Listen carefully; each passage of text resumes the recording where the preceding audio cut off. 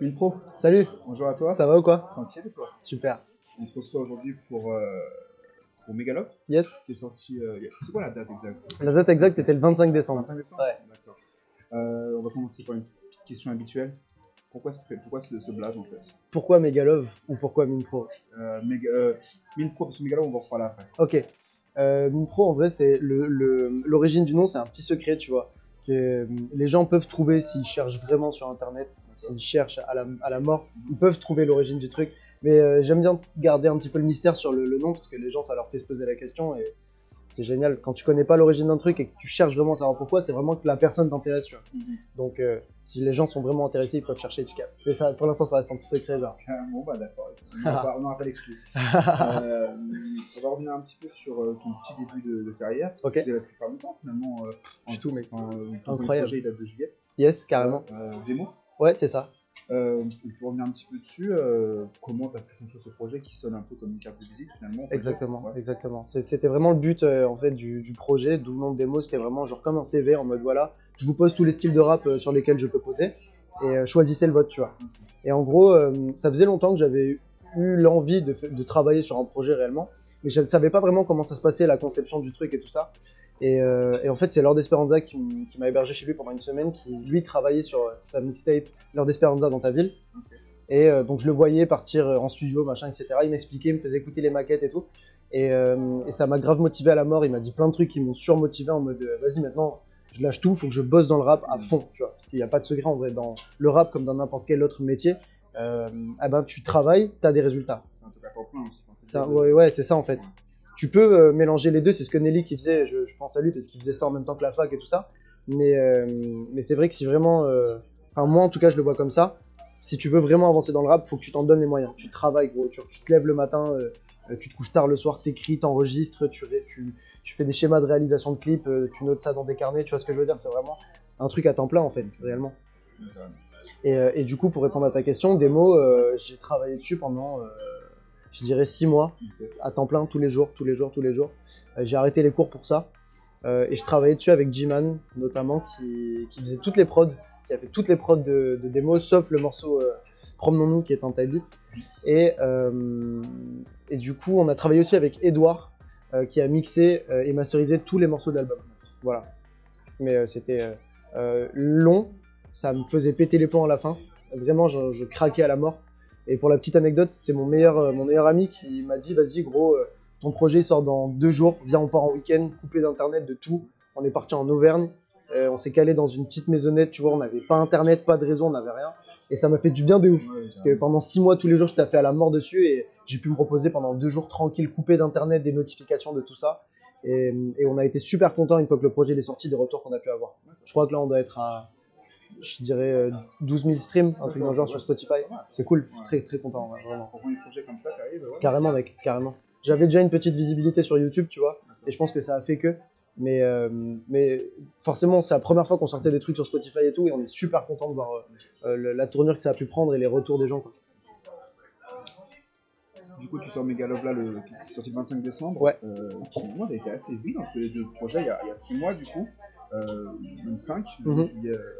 Comment ça s'est passé après Démo? T'étais tout de suite sur Megalove? Est-ce que tu l'avais déjà en tête avant? Alors en fait, j'avais comment dire, j'avais un petit peu l'idée du projet, je voulais sortir un truc love, c'était un peu dans la vibe que j'avais, mais je savais pas encore le nom. À la base ça devait s'appeler Photogénique, tu vois. Parce que vraiment en fait sur Démo, il y avait beaucoup d'ego trip sur l'album Démo, et les gens pensaient que j'étais un mec vachement mégalo et envie de ma personne, alors qu'en réalité il faut pas tout mélanger. Dans la vraie vie il y a Yael, et dans la musique il y a Minpro, tu vois. Et après ça il y a encore plus, il y a Nymphomine, tu vois. Et c'est vraiment un truc de schizophrénie aiguë, tu vois. Mais voilà, c'est ça, les gens pensaient que j'étais un but de ma personne et tout ça, et j'avais besoin de montrer aux personnes qui me suivent vraiment que non, en fait, c'est juste un personnage. Donc Megalove, c'est vraiment un truc qui touche à ma vie privée, dans lequel je raconte des histoires qui me sont arrivées avec... bon, en réalité, ça parle d'une meuf, tu vois, Megalove. Il y a juste, sauf sur le morceau Miss Pro, qui est avec Shera, où je parle justement d'un début de relation qu'on a pu avoir avec Shera. Tu vois, c'est génial du coup qu'elle pose dessus, puisque aujourd'hui, c'est devenu vraiment comme ma petite sœur. Je la surkiffe de ouf, je la protège à la mort, et je sais qu'elle peut aller trop loin. Et donc on extrapole un petit peu les choses dans ce morceau, parce que forcément si tu veux parler d'un truc dans un morceau mais qu'il n'y a rien d'extrapoler ou de concret, les gens, ça va pas les faire kiffer, tu vois. Et sinon, tout le reste, bah, je parle de mon ex-copine, tu vois. Et donc, ouais, c'est des morceaux qui sont vachement sincères et ça s'entend, tu vois. Même notamment sur le morceau Megalove, où on entend vraiment pousser la voix et être sincère dans les paroles et tout ça. Donc, ouais, vu que c'était un truc vachement privé, on voulait vraiment le mettre. Ben là, on l'a mis sur un SoundCloud qui n'existait pas avant et on l'a mis sur la chaîne YouTube secondaire, L'Enfant Miracle, et pas sur la chaîne YouTube. Donc, c'est pour ça qu'il n'y a pas eu beaucoup d'écoute, mais c'était le but recherché, c'était vraiment proposer un truc aux gens qui me suivent réellement, en mode. Les gars, je vous propose ça, je vous parle de WAM, je suis pas mort, et là je reviens encore plus fort avec un autre truc. Tu vois. Là, on est en train de taper sur un G-Pro, mon pote, incroyable. Juste pour la fin de l'interview. Ouais. Avec qui t'as bossé pour tout sur Megalove, t'es entouré de qui? Alors, je me suis entouré. Bah là, sur le coup, c'est uniquement des type beats. Enfin, c'est même pas des type beats, c'est des prods proposés par un beatmaker qui s'appelle Origami et qui est, selon moi, le meilleur beatmaker d'internet. Beaucoup trop fort. Uniquement des prods de lui. Pas encore suivi de l'équipe. Ok, mais il va falloir m'envoyer des petites prods alors. Non, et du coup, j'ai travaillé uniquement avec donc Shira pour le morceau Miss Pro. Bah, Dafoulek mais pour le morceau Wave, mais qui était déjà sorti, donc ça compte pas. Hein. À base, il devait pas être dans Megalove, ce morceau-là. Et bah, parce que, en fait, lui avait sorti un EP où à la fin, il y avait un morceau bonus avec WAM qui s'appelle 2019, le morceau. Et du coup, on s'était dit à l'époque où on se fréquentait, vas-y, bah, on fout le morceau bonus Wave, comme ça fait en mode. On a un morceau Ego Trip sur le tien et un morceau Love sur le mien. Et du coup, après, c'est uniquement Sad Satan qui a entièrement enregistré et mixé l'entièreté du projet, mec, en 2 jours. Parce que j'avais les morceaux au studio Get Feli, mais qui voulait pas me les redonner suite au fait que je sois plus dans le groupe. Ils voulaient pas me redonner les morceaux, ouais. Et du coup, on a tout réenregistré en 2 jours avec Sad Satan. Il a tout mixé, mec. En une nuit, vraiment, il a commencé à 23h, il a fini à 5h du mat. Gros love sur toi, Sad Satan, si tu es là. Et Sad Satan, c'est justement le mec qui va m'accompagner sur toute la tournée, qui va être le DJ de tournée entièrement, voilà. Et gros big up aussi, gros shout out à Rob, qui est le caméraman qui va nous accompagner pour faire un méga best-of de tous les concerts. Voilà. On va parler un peu de musique plus profondément, on va dire. Ouais. Amélia, un des membres de l'équipe, a trouvé que sur le premier morceau du coup Miss Pro, exactement, avec Shira, ça pourrait faire penser par moment à un Nekfeu dans le flow, ouais, le type de storytelling un petit peu. Incroyable. Je suis pas totalement d'accord avec lui, mais ouais. Je vois ce qu'il veut dire par là en vérité. Et donc peut-être que ça a pu être une inspiration pour toi, Nekfeu, ou les mecs. Nekfeu, c'est un mec qui m'inspirait beaucoup quand j'ai commencé. Et en fait, à force qu'on me dise, mec, tu fais trop du Nekfeu, etc., ça m'a cassé les couilles, mec. Et j'ai essayé de trouver vraiment mon univers à moi. Et c'est vrai que maintenant que tu le dis, Shira a fait écouter le morceau à des amis à elle qui ont dit, ouais, on dirait trop Nekfeu et tout. Mais alors que vraiment, c'était pas du tout le but recherché, genre en mode. Même moi, quand je l'écoute, ça me fait pas du tout penser à du Nekfeu, gros, tu vois. Mais en vrai, je suis super content qu'on compare à Nekfeu parce que c'est quand même un rappeur de renom et incroyable. Et donc, globalement, en fait, est-ce qu'il y a d'autres artistes qui ont influencé? Je t'avais parlé de mes entourages, peut-être. Ouais. Bah, comme je disais, c'est vrai que Nekfeu m'avait beaucoup influencé à mes débuts et plus récemment, enfin, même si ça date d'il y a quand même plus d'1 an, avant que je rencontre Lord Esperanza et qu'on devienne amis, il m'influençait beaucoup parce que j'écoutais beaucoup Lord Esperanza. Et c'est vrai que plusieurs personnes me l'ont dit, même lui-même m'a dit. Fais attention, gros, essaie de trouver ta patte artistique en mode faut pas qu'on ressente trop l'influence de certaines personnes. C'est vrai que sur Demo, on t'a découvert quand tu ton attaché de presse, ouais. Qui travaille maintenant avec nous, qui nous avait envoyé ton projet Demo. Carrément. Et c'est vrai que c'était l'un des seuls points noirs, je crois qu'on avait revenu dans le mail. Point noir, après, bon, c'est normal. Ouais, bah bien sûr, c'est normal. C'était justement, on sentait l'influence de Lord Esperanza. Un peu ça, il y a Jill Romy aussi, ouais. Dans Demo. Carrément. L'amour dans le rétroviseur. Gros shout-out à lui. Très bon morceau. Et ça rajoutait forcément un peu à ce côté univers Lord Esperanza. Ouais, carrément. Ils ont déjà collaboré ensemble. Ouais, sur Dans l'air du temps, ouais. C'est ça. J'étais d'ailleurs vu ensemble à ma fac, il y avait une conférence rap sur les styles d'écriture. Ok, d'accord. Ils étaient là tous les deux? Jill Romy qui était là. Trop lourd. Ok, trop lourd. Bah, tu vois, Jill Romy, on s'est rencontrés sur le tournage du clip Infiniment Votre avec Lord Esperanza et Romeo Elvis. On était tous les deux invités, on s'est grave bien entendu, ça a matché direct. 2 jours après, on s'est appelé, on s'est dit on fait un feat. J-Man a composé la prod qui est incroyable. Moi, j'ai fait un couplet, je lui ai envoyé. Lui a fait le refrain qui est incroyable, son couplet qui est fou. Vrai gars, vraiment. C'est l'une des forces, je crois, de Demo, le petit truc avec Jérémy. Ouais, carrément. On sent que c'est pas. Tu viens de le dire, donc tu vois, pour le coup, je triche même pas. C'est qu'on sent qu'il y a une vraie affinité, un vrai intérêt de la musique de carrément. l'autre, quoi. Et que c'est pas un. Puis je collabore uniquement avec les gens avec qui je m'entends bien. Je vais pas collaborer avec un mec parce qu'il est fort, mais ça avec se qui fait je quand m'entends même, pas. Ça se fait malheureusement. C'était mi-corde, mais là ça devient un enfer. Merde, rappelle-moi vite. Pour nous ma belle, j'ai des projets de vie. Premier message, première rencontre, tu pensais m'avoir en dedans. Femme difficile, trop compliqué, je change d'avis trop souvent. Plus de confiance, le cœur brisé, j'ai peur de m'attacher. C'est pas pour toi, je suis désolée, mais je dois te laisser. Premier message, première rencontre, tu pensais m'avoir en dedans. Femme difficile, trop compliqué, je change d'avis trop souvent. Plus de confiance, le cœur brisé, j'ai peur de m'attacher. Pour revenir un petit peu sur Megalov, les mélodies elles sont vraiment cool. Franchement, c'est un truc qui est revenu, qui revient pas mal dans ceux qui ont fait des projets dans l'équipe. Les mélodies elles sont vraiment cool. Je voulais savoir si tu les trouvais tout seul, si tu avais pu être top-liné, si tu y réfléchis beaucoup en amont. Les mélodies au niveau du chant ou de Megalov. Pour Megalov dans le projet en général. Ok. Ouais, les mélodies au niveau du chant. Ouais. J'ai tout fait solo, genre, sauf Shira qui a choisi elle-même d'écrire son truc et de choisir le flow pour le refrain. Mais sinon, ouais, ça se fait naturellement en fait. T'écoutes la prod, t'écris une phase, tu te dis ah ouais, ça passe bien. T'essaies de vraiment copier le rythme de la première phase pour suivre la punchline, tu vois. Après, tu vas changer de flow, c'est des choses qui se font naturellement en fait. Et là, le but vraiment de Megalov, c'était de trouver quelque chose d'un peu chanté. J'ai envie de m'y essayer. Et je suis content parce qu'on est vraiment, fiers du truc à la fin, quoi, du projet à la fin, ce que ça donne. Bah, c'est vrai que ça, c'est une question qui est très bien préparée, shout out à toi. Mais c'est vrai que c'est aussi un truc que je suis d'accord avec lui, c'est que sur les mélodies, on sent qu'il y a un travail derrière et puis après, on supporte tout le long du projet. Et je trouve que c'est cool, c'est une des forces de Megalov, je pense. Ok, ça fait plaisir de ouf. Sur un morceau particulièrement, on va y revenir juste après. Carrément. Justement, on sent que tu faisais plus plaisir, tu t'éclates vraiment sur ce projet. Est-ce que tu penses qu'après Megalov, tu t'es trouvé plus ou moins musicalement et que tu as entre guillemets plus qu'à explorer ton univers, ou tu penses qu'il faut encore le travailler un peu évidemment, rien n'est jamais parfait, mais ouais. tu vois ce que je veux dire. Tu vois, j'en parlais avec un gars à moi qui m'a hébergé hier soir.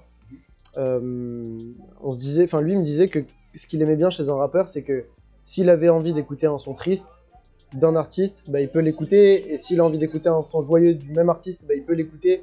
C'est vraiment le truc d'être dans tous les styles possibles, d'être à l'aise et pouvoir proposer plein de trucs différents. Et c'est ça que je kiffe, et j'ai pas envie de me cantonner à un seul style de rap. On a tellement d'ouverture aujourd'hui dans la musique et notamment dans le rap, tellement d'ouverture d'esprit au niveau des gens. On peut proposer des choses qui sortent de l'ordinaire, et on sait que y a toujours des gens qui vont suivre, parce que la musique c'est quelque chose qui touche tout le monde. Le monde entier aime la musique. Aujourd'hui on a de la chance, le rap c'est la musique la plus écoutée au monde. C'est quelque chose qu'on n'aurait jamais pu imaginer il y a à peine 2 ans, tu vois. Et ça se démocratise de ouf, et on est trop content de pouvoir proposer des nouveaux styles, des nouveaux trucs. Et moi vraiment le but c'est de pas me cantonner à un seul style de musique, et pouvoir toucher le plus de monde possible, vraiment. Et là tu vois carrément, en fait Demo c'était plus dans du rap vraiment. Megalov, je vois plus ça comme de la pop urbaine. Ouais, tu vois, c'est vraiment il y a du rap, voilà. Il y a du rap, mais c'est plus de la pop urbaine qu'autre chose, je pense, Megalov. Et je suis content de pouvoir me proposer aussi dans ce style-là, tu vois. Là, sur le projet sur lequel je travaille, c'est plus, comment dire, un mec qui m'a beaucoup inspiré pour le projet sur lequel je suis en train de travailler, typiquement, c'est L'Homme Pâle. C'est mélange entre le rap, le chant, la R&B de temps en temps, tu vois, c'est vraiment un truc en mode, c'est carré, tout le monde peut l'écouter. C'est-à-dire que t'as autant un petit bourge qui va écouter le projet, à côté de ça, t'as un cumé de banlieue qui va écouter, à côté de ça, t'as une grand-mère qui va l'écouter, tu captes ou pas? C'est vraiment le bail de...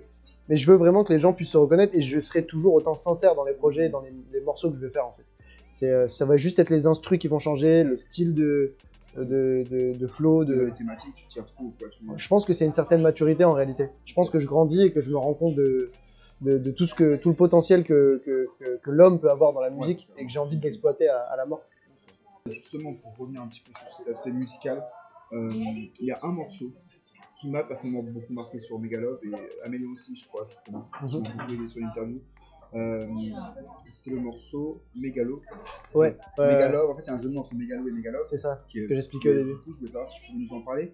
Parce qu'en fait, je trouve que la force du morceau, c'est la prod, principalement. Le saxophone, c'est une très belle idée. très bien amené. Incroyable. Et du coup, bah ouais, est-ce que tu peux nous dire un petit peu Carrément.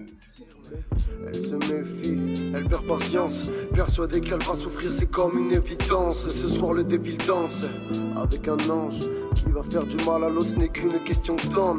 On se perd trop souvent, on en meurt lentement, on y repense le lendemain. Choix difficile en train de ranger le cerveau de ma promise. Aujourd'hui on regrette alors qu'hier on s'amusait. Le love vous sait, ça personne le sait. Bébé ensemble c'était super, pourquoi faut tout stopper? Méga love. Bah écoute, il nous manquait un morceau avant que je parte du stud. Il nous manquait un morceau, donc Méga Love. On savait qu'il allait s'appeler comme ça, mais on savait pas encore quoi faire. Et j'ai trouvé cette prod et j'ai dit à Gab, donc à 7 Satan, je lui ai dit écoute gros, tranquille, joue, fais-toi une partie, j'ai écrit un truc. J'ai écrit ça, on a enregistré le premier couplet, ça devait s'arrêter là après le refrain, et j'ai dit non, on est obligé de le finir. Et ce morceau, c'est je pense le morceau le plus personnel et dans lequel je vais le plus droit au but en parlant de mon ex, tu vois. Ouais, il est sincère à la mort, tu vois. Quand je dis que l'amour ça me rend mal, c'est vrai, tu vois. C'est que on me voit comme nymphomine parce que je suis un fan, mais vraiment de femmes, vraiment j'ai cette addiction pour les femmes, tu vois. Mais le truc c'est que dès que je m'attache vraiment à une fameuse, tu vois, c'est fini mon frère. Ça m'est pas arrivé souvent, tu vois. Vraiment, je t'ai dit, j'ai eu 3 relations très sérieuses dans ma vie. Et tout le reste à côté, c'était des petites relations comme ça, Dressoi et tout. Donc forcément, j'ai des bails à raconter dans mes textes. Tu vois. Donc on le disait, tu as sorti 2 projets en 2018, Demo et Méga Love sur cette fin d'année. Ouais. Tu penses quoi de l'impact qu'ils ont eu? Est-ce que tu es satisfait des retours? Carrément de ouf. Ouais. Trop satisfait, surtout sur Demo parce que c'était plus grand public. En mode, on l'a vraiment sorti sur Spotify, Deezer et tout. Et c'était le premier projet, il était vachement attendu par les fans. Et très content des retours. En vrai, je m'en rends pas forcément compte comme ça dans la vie de tous les jours, mais je m'en rends vraiment plus compte quand t'as un gars qui va venir me demander une photo ou que je vais faire un concert et que je vais voir le nombre de personnes qu'il y a. Et je me rends compte en fait de l'impact que peuvent avoir mes morceaux sur les gens et de l'amour qu'ils me donnent et que moi je leur donne indirectement sans le savoir, tu vois. Et gros, tu vas sur Insta, t'as des comptes Team Minpro, t'as Minpro Punchline, tu sais, c'est des trucs gros, tu t'en rends pas forcément compte au début, mais c'est vraiment quand tu rencontres l'humain, la personne qui te suit, que tu sais que en fait c'est quelque chose qui est important. C'est une forme de concentration, finalement. La reconnaissance, mec. Tu fais beaucoup de concerts pour un rappeur qui débute. Ouais, de ouf, je suis trop content. C'est cool. Est-ce que pour toi c'est un truc que tu trouves important? Je fais du son pour faire de la scène. Vraiment gros, c'est... En vrai, j'aime bien être en studio, mais je sais que je suis en studio pour faire de la scène derrière. Genre, c'est une consécration de ouf. Je me donne à fond de ouf, je me donne à la mort, je suis là, je saute dans tous les sens, je crie, à la fin de chaque concert, j'ai plus de voix. Parce que je suis là, je performe. C'est-à-dire, je me sens à l'aise avec les gens parce qu'ils sont là pour écouter du son, pour s'ambiancer. Bah, moi, je veux remplir mon devoir. Et vraiment, il y a encore une fois ce contact-là avec les gens que tu ne retrouves pas dans n'importe quel métier. Et c'est important pour moi. Je veux garder cette proximité avec mon public. Sur 2019, tu démarres déjà. Ouais. Tu as déjà des plans vis-à-vis de ce que tu prépares, quelque chose de peut-être plus conséquent, enfin, qu'est-ce que tu en fais? On aimerait vraiment faire une grosse tournée de France en 2019, uniquement des premières parties parce qu'on n'a pas le succès qui suit pour faire une vraie tournée en tête d'affiche. Mais on aimerait faire une petite tournée de France en 2019 avec Sad Satan et Rob. Et pour ça, là on est en train d'y travailler avec le booker. Moi là maintenant je travaille comme je disais avec Lord Esperanza qui va superviser un petit peu mes choix professionnels, mes choix musicaux, faire en sorte que tout soit carré, que ça roule correctement. Tu vois. Mais ouais, en fait le but là cette année, je sais pas si ça va être l'année Minpro, mais je pense, pour être honnête, pas. Mais en tout cas je sais que ça va être une année importante dans laquelle les choses vont bien avancer. Là le but c'est vraiment qu'on ait une année où on se met vraiment sur la bonne route, sur les bonnes rails et qu'on suive ce chemin jusqu'à la fin et que ce soit professionnel à la mort. Une année charnière entre le début de ta carrière et... Exactement. Là, c'est vraiment l'année transition en mode amateur professionnel. Tu as un dernier mot pour finir, du coup? Un dernier mot pour finir. Je dirais quoi? Je dirais que je donne du love à tout le monde, même aux haters qui déclarent la guerre. Sors tes armes, je t'embrasse. Méga love sur tout le monde, gang gang gang. Merci cette culture, trop cool. Premier message, première rencontre.